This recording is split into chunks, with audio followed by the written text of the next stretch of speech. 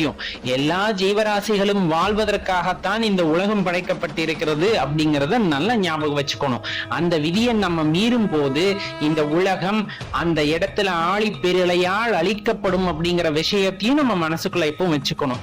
நம்ம சுயநலத்திற்காக காடுகளை அழிப்பதாகட்டும், மிருகங்களை வதைப்பதாக இருக்கட்டும், இது எல்லாம் இருக்கும் போது கட்டாயம் நாம் அந்த அடிப்படை சிவ தத்துவத்தை மறந்து விடுகின்றோம் அப்படிங்கறத மறந்துடாதீங்க.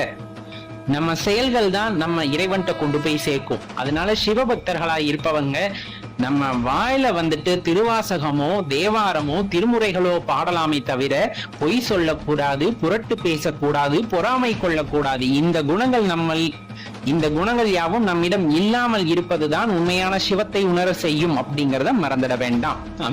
பிற உயிரினங்களையும் நமக்கு இணையாக கருத வேண்டும் அப்படிங்கிறதுதான் சிவத்தத்துவம் அப்படிங்கிறது. அப்ப புலால் உண்பதை தவிர்த்து